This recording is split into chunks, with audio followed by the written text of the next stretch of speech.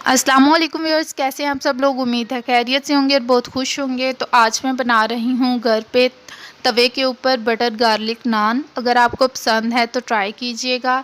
बहुत ही आसान रेसिपी है। मैंने 4 कप जो है वो मैदा लिया है, उसमें 1 टीस्पून के करीब मैंने बेकिंग पाउडर और बेकिंग सोडा मिक्स करके ऐड कर लिया है। उसके बाद इसमें जाएगा चीनी का 1 टीस्पून से थोड़ा सा कम जाएगा और हाफ़ टी स्पून जो है वो नमक का ऐड करेंगे। उसके बाद मैंने गरम दूध लिया है, नीम गरम दूध, और उससे मैंने इसको गूंद लिया है। अगर आपके पास दही भी है तो 2 से 3 चम्मच आप दही के भी ऐड कर लें, तो नान जो हैं वो बहुत सॉफ्ट बनेंगे।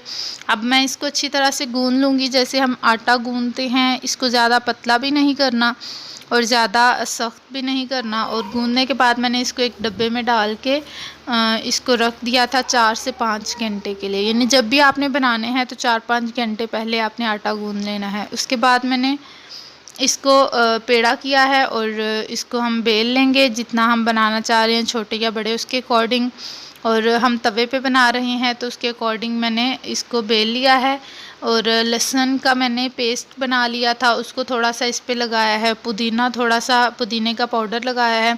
और जिस साइड से आपने तवे पे डालना है उसको पानी से अच्छी तरह से लेप कर लेना है और उसके बाद हम तवे पे डाल देंगे ताकि अच्छी तरह से जुड़ जाए। और यहाँ पे आपने जो फ्लेम है वो थोड़ा मीडियम लो पे रखना है। और जैसे ही हम इसको तवे पे डालेंगे ये फूलना शुरू हो जाएगा और नीचे से ये अच्छी तरह से जुड़ जाएगा।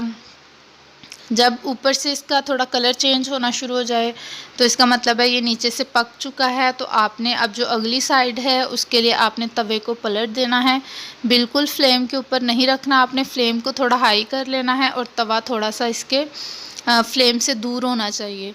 और जैसे तंदूर में पकते हैं वैसे थोड़ी स्पेस रख के आपने इसको पकाना है।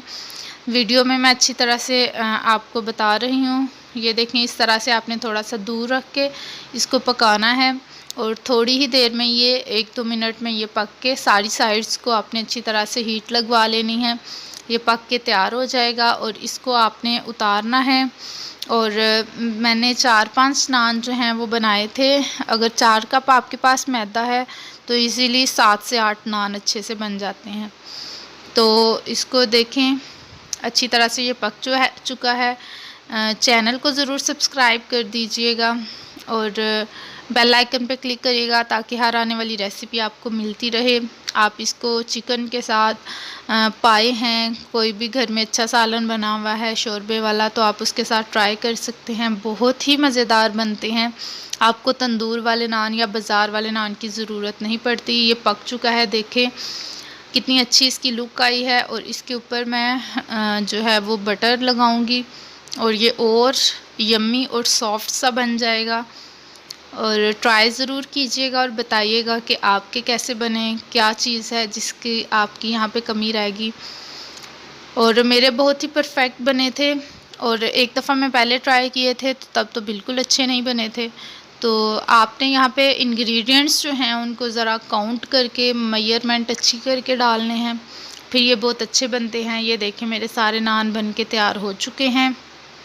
और साथ मैंने पाए बनाए थे। मैंने सोचा पाए की भी आपको थोड़ी सी लुक दिखा दूं। अगर आपको पाए की रेसिपी चाहिए तो मैं वो भी दे दूंगी। बहुत ही मज़ेदार बने थे।